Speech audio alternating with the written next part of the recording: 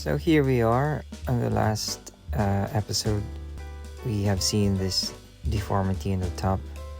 As you can see, it's very caved in and it was so dry.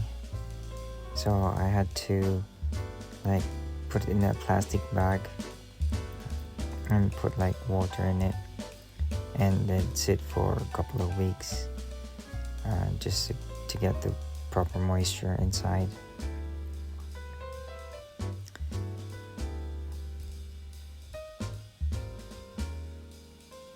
Upon closer inspection, I can see that the top has been already removed, and I spoke to the owner and he says that if he could do the least possible job.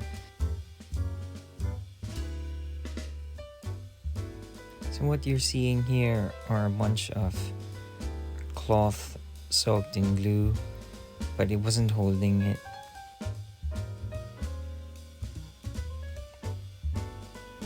And you can see the crack there in the X-brace. It wasn't really an X-brace because there's no lap joint. And I could see the small brace there that has been glued in the past. So I said the top has been already removed in this guitar. And this technique does validate a concern. So if you go all the way around, you can see the glow of the new glue. And here is the crack further on the X-brace. And this time I was already softening the bridge plate, which is very thick.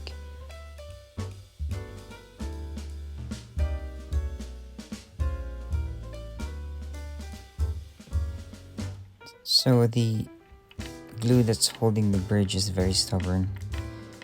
I think it's a mix of epoxy as well. And this was the time when I was really trying my best to heat it up. I mean, I couldn't really move even a millimeter. So this technique is from Blue Creek's guitar. So this is done just to shake the wood glue a little bit. But this is not advisable because this will ruin the finish around the bridge. So that's why I'm using the plastic guard there, just to slowly work my way through.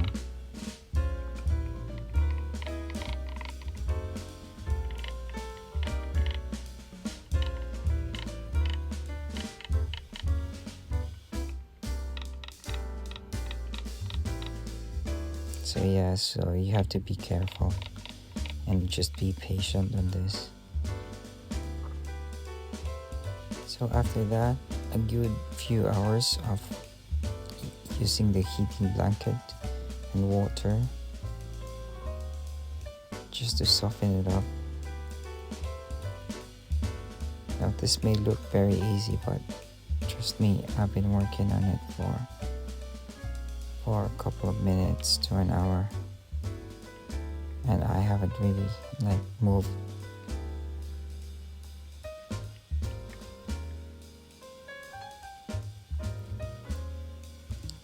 To be fair, this is a very big bridge as well.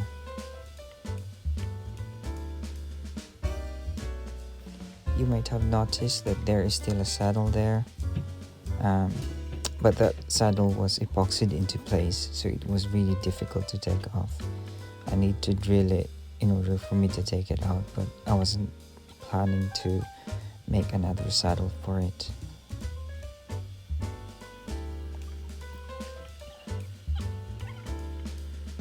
Here in the process, I have slightly ruined wood underneath, which is really unavoidable.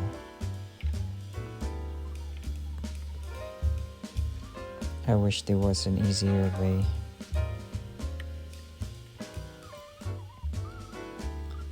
This is so unlike the Gibson 1963 that we worked upon.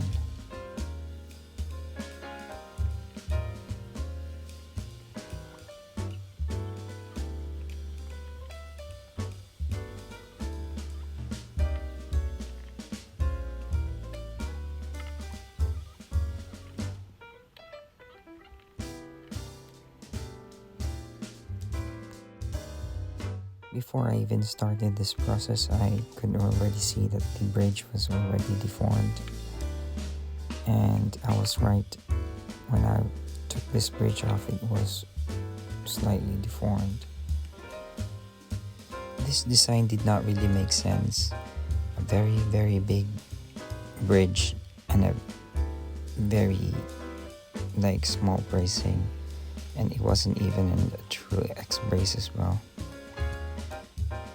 So I could not really blame the guy who replaced the bridge plate, because the original bridge plate that it came with was plywood.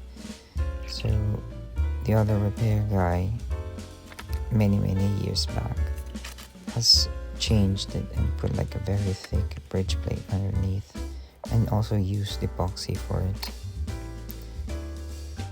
So I'm trying to heat up the bridge plate now, ever so carefully, because this is nitro lacquer. It cracks very easily. As you can see there, a lot of wood tear out, unfortunately.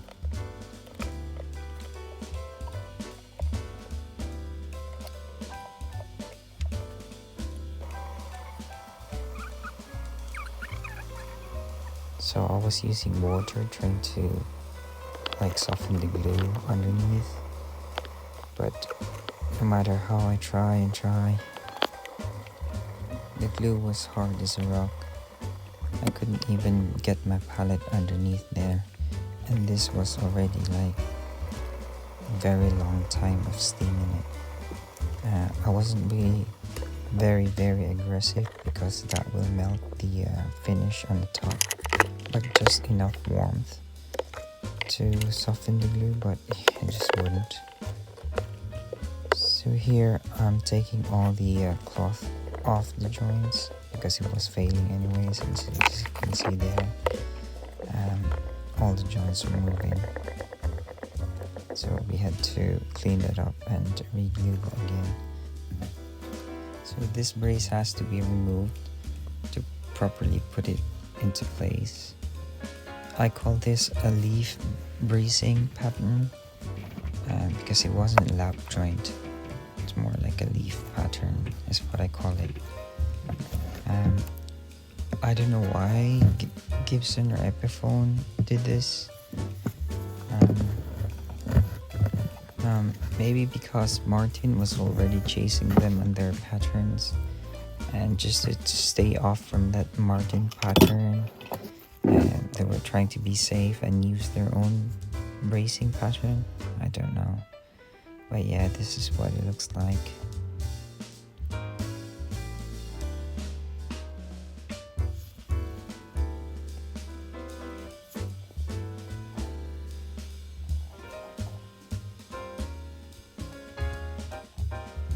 So a couple of cleats were already on the guitar side before this repair. So this is my tiny mini sander. Works great, especially in very tight areas.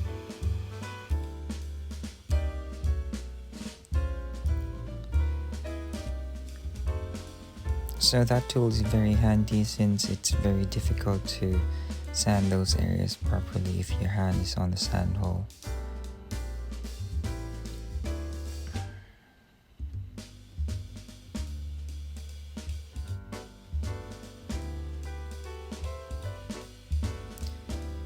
So just cleaning the area in preparation for the glue.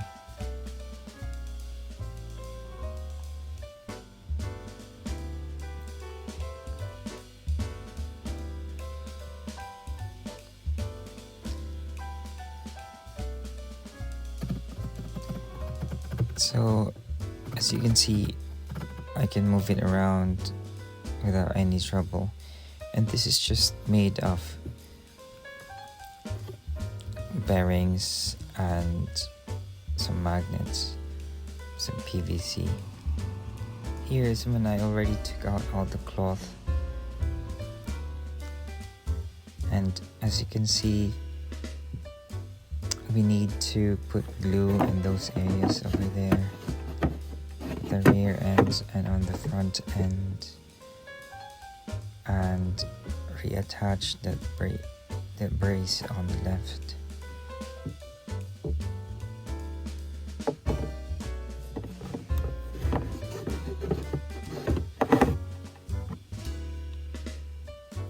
So that side has to be glued as well.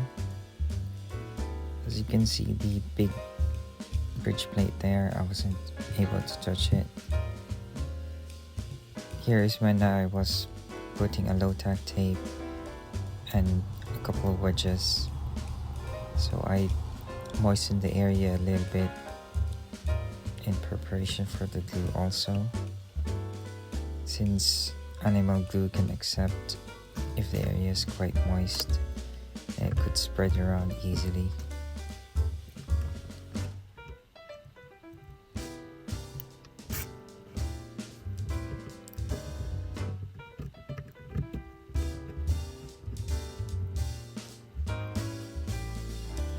So remember the track there on the X-rays, that was the main culprit.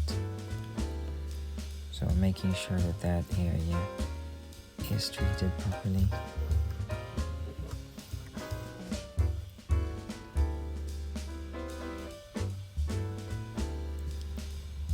So after a couple of rehearsals and glue application, this is what it looks like.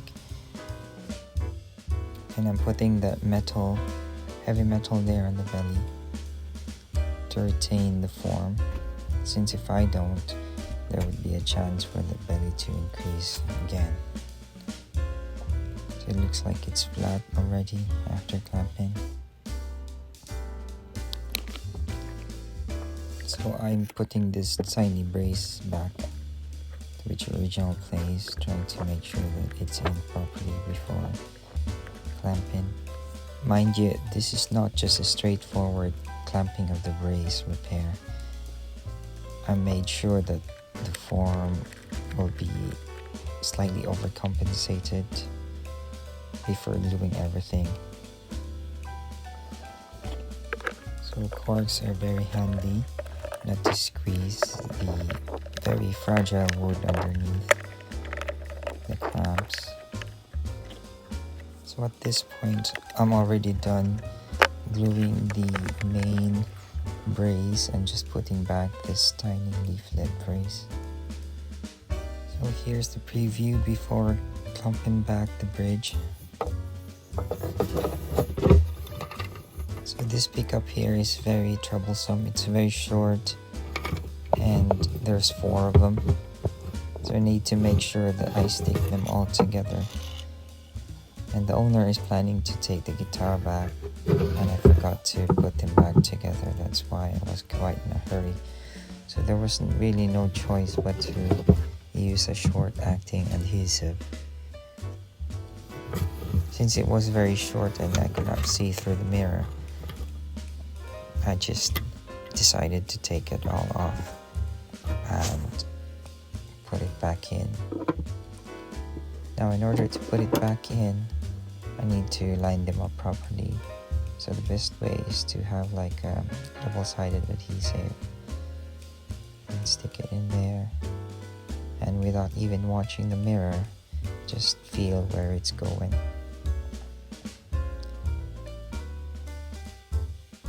So I'm practicing putting it in without looking at the mirror, and use that bridge pin as a guide and just feel for it. As soon as I was happy and did it a couple of times, I just decided to stick them back. I failed on one of the pickups, so I stuck it like separately. So this is what happens in reality. Nothing's gonna be perfect, even if you've rehearsed it a couple of times. So there you go. As soon as I put everything on tension, after a couple of hours. So I was hoping at this point that the sound will not change, or the sound will improve slightly. And just a quick, clean up and dressing on the fretboard and on the bridge. Getting better all the time.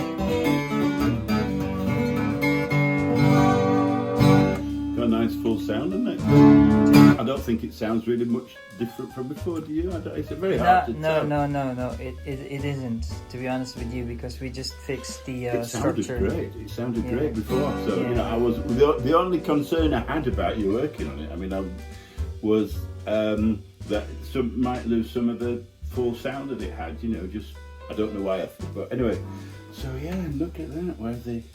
Where the dent was there. That's amazing. That's incredible. Thanks. I really was told that couldn't be done. So yeah. It could be done. It could be done. Yeah. Yeah, amazing. And the bridge has been off. Yeah. Exactly. Yeah, it's kind of louder. It's good, isn't it? And I'll get it down to. I'll get it tuned.